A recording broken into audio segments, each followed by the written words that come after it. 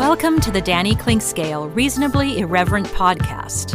Insightful and witty commentary, probing interviews, and detours from the beaten path.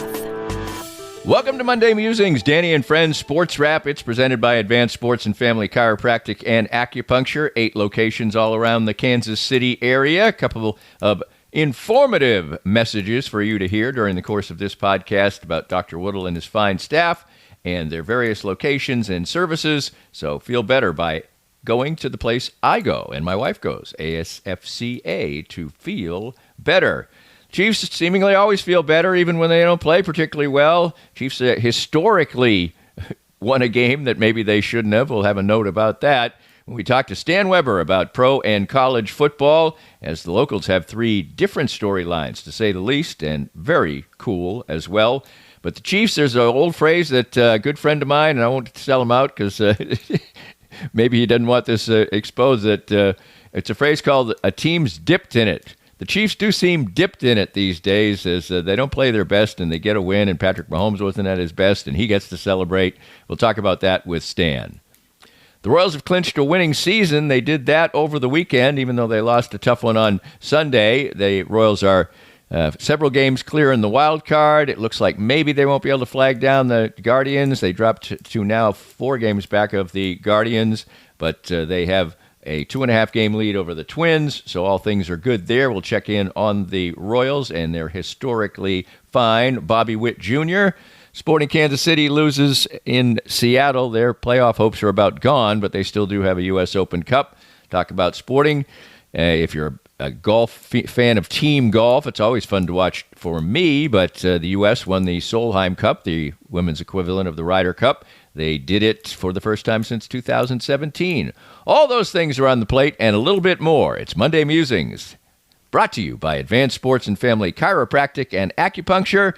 Stan and I dive deep into the Chiefs and college football. Coming up next. More of Danny's Reasonably Irreverent podcast after this. It's always a pleasure to catch up with Dr. Brad Woodle from Advanced Sports and Family Chiropractic and Acupuncture. There are 8 locations all around Kansas City, including the newest one in Raytown.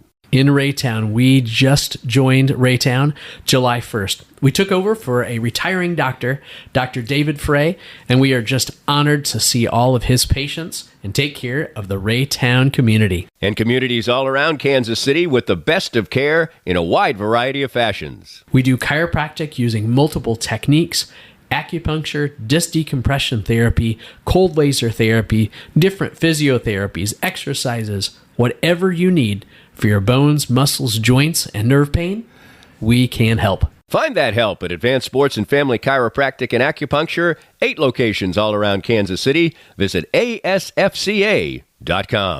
We're here at the 23rd Street Brewery with Matt Llewellyn. And Matt, basketball's over, football's still a few months away, but there's always fun to be had at the 23rd Street Brewery. Absolutely. We've always got something going on here. The games are always going on. It's a great place to come enjoy everything out on the patio. Beautiful scenery out there. Great beer. I've got a great brewer, great food. It's always fun here at the brewery. And the atmosphere is great and friendly and warm, too. We always want to make sure you're a lot happier when you leave than you were when you came in. Always fun here at the 23rd Street Brewery at 23rd and Castle. Make sure to come by when you're in Lawrence. If you'd like to join these and other fine sponsors and market your business to Kansas City's #1 variety podcast, contact us at danny@dannyclinkscale.com.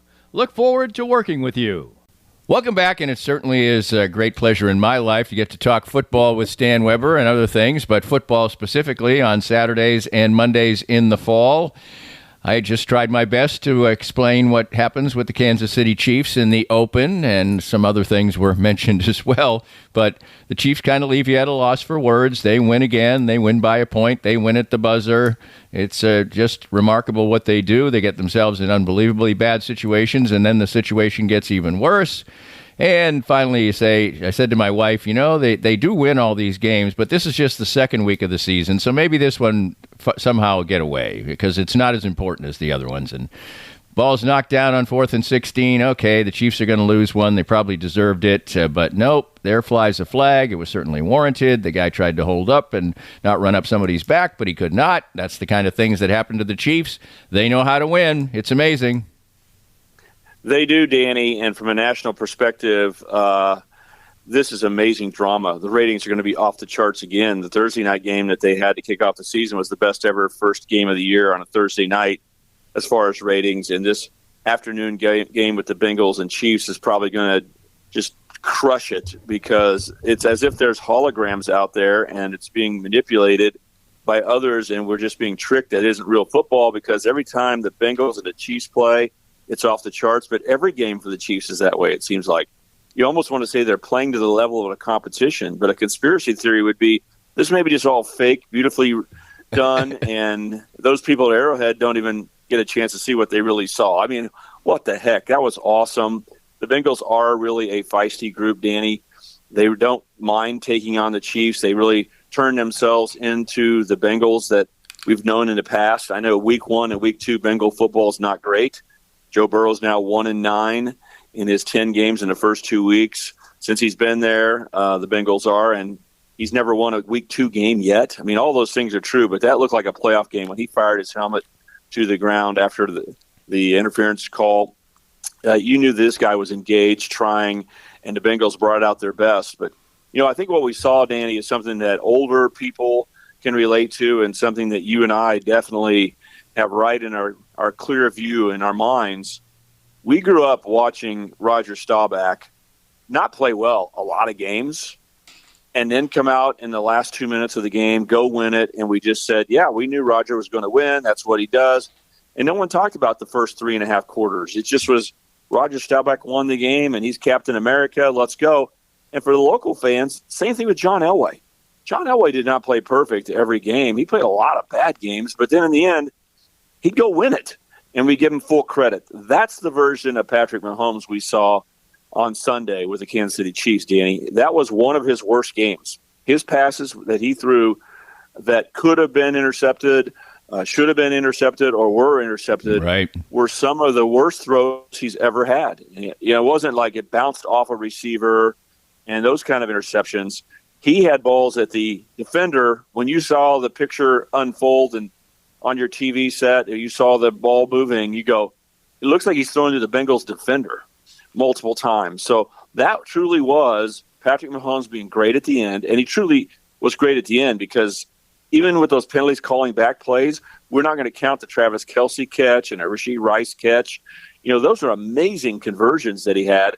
And then he had to do it again on 4th and 16.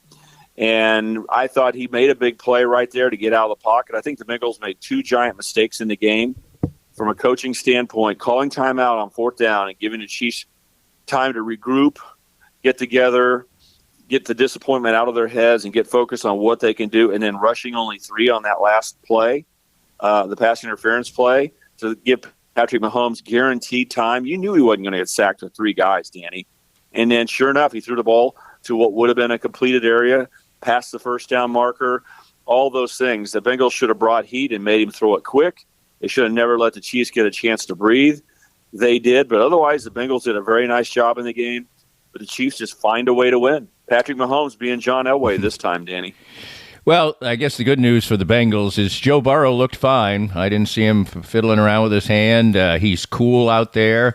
They obviously, the Chiefs were spending a tremendous amount of energy on slowing down Jamar Chase, which they did, but he found tight ends. He made great throws in the corner of the end zone. He looked like the cool Joe Cool that Bengals fans have come to see. Yeah, I would say, Danny, that is generally true and definitely a better sign than what we saw in week 1. But I still would say if he were on a 1 to 100, if you thought he played at, let's just say 95, say he plays at a 95 level, I think he's the second best quarterback in the NFL as far as knowing how to win and executing and those kind of things. If that's true, his trend line is back toward the 95. He seemed to be able to play and take hits. But I'll say this, Danny, if you go back and watch the tape, and Chiefs fans might do that this week. You may go back and watch this one because it's fun. I know the Chiefs fans sitting around me were so nervous during that game. It's like, what the heck? Because the Bengals were out playing them. You know that you just don't want to lose to the Bengals and all that kind of stuff. But if you go back and watch, Danny, I would say, and I know this is not 100% true, but generally when you've watched him in his career as a Bengal quarterback, when he lets that ball go out of his hands, it is almost a perfect spiral all the time. And I want you to think about this or go back and watch. There were a number of throws that were very much spiraling enough to be a good NFL quarterback, right? Peyton Manning didn't throw spirals all the time. They got to where they needed to be with the velocity they needed to have. I'll give you that. But there was a little wiggle in some of those balls, Danny, compared to the perfection that he normally has, just flicking that wrist. Patrick Mahomes doesn't throw with perfect footballs all the time, okay? You don't have to be great. I just mentioned Manning. But you get Tom Brady, almost every ball out of Brady's hands is a perfect spiral, and Joe Burrow was matching that. I still think it's a good trend line for the Bengals fans and saying Joe may be okay. But I thought his ball wasn't coming out as naturally with a spiral. And in some of those goal line plays, Danny, he dictated on like a fourth down throw to get a touchdown. But if you think about like second and third down, he was scrambling when no one was in his face. He kind of seemed nervous as running around. So I think he's kind of trying to find himself again to be the badass Joe Burrow he was. And it's a good sign for the Bengals that his hand isn't just a problem, his wrist. But still some work to be done. Right. And it's going to be very interesting to see where the Bengals go from here because they gave it a great effort in that game, but came up short. And the Chiefs, you go out there and you want to look at the weaknesses that they may have, and that's fine. They won by a toe 2 times in a row. Ravens receiver with a toe out of bounds, and then Butker blasting a field goal off his toe to win the game in this one, Danny. Chiefs are sitting pretty, man, 2-0. And the Ravens and the Bengals are 0-2 right now. You got a tiebreaker on them, and they're 0-2. At the end of the day, you got to love where you are. But the journey to get there has been incredible. And Patrick was not his normal self in this ball game. It was a little bit off in throwing the football. I really think that's more about the Bengals defense, Danny. They're the one team that's willing to stick with a philosophy of you're going to beat us by running the football, not throwing the football. And they'll do it right in the face of 8-yard runs, 10-yard runs, 7-yard runs. They just say, you can't beat us this way. We're going to force you field goals. I think the Bengals really know how to coach to give themselves the best chance to beat the Chiefs. How about this stat, Stan? This is from Curtis Seabolt. I got it off Twitter, but Curtis is always doing stuff like this.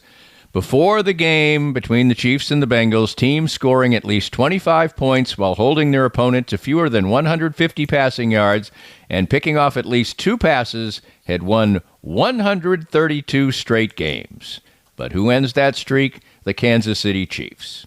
And they do it despite the fact that their rookie left tackle, who, by the way, graded, I think it was 66th out of 69 left tackles in the first game of the year, had one of the worst left tackle games you're ever going to see. Yes, a fine defender across from him, but that's all the Chiefs are going to see, basically, is badass pass rushers. They got a problem there. Yeah, it's tough for a rookie, and they had to pull him out, sub him out, right? And that didn't go perfectly either. So they're going to have to battle around that. That's part of the story. Now the running back position I thought was a little bit off of what the Chiefs would want. I'm glad they got Samaje Perine, Danny, but I do not believe that you can lean on Carson Steele to be a legitimate back. Right. It's all on Pacheco in my mind, and now he may be beat up. Hollywood Brown, news comes out that he may not be coming back. You know, there are curveballs in this that we could talk about why teams don't repeat very often, and they don't three-peat, and stuff happens, but the good outweighs the bad, and the fact that Chiefs were down 3-0 in turnovers, and then it turned around to 3-1. They lose the turnover battle by 2. You add those Curtis Seabolt stats. You can add the Dick Vermeil formulas. Right. There's no way they should have won. Right. You know, but it sure helps when Butker is just reliable anywhere near the 50-yard line. You know how hard that is, Danny, to have pressure kicks like he does and just drill them through, and everyone think it's easy. It's amazing the job that he's done.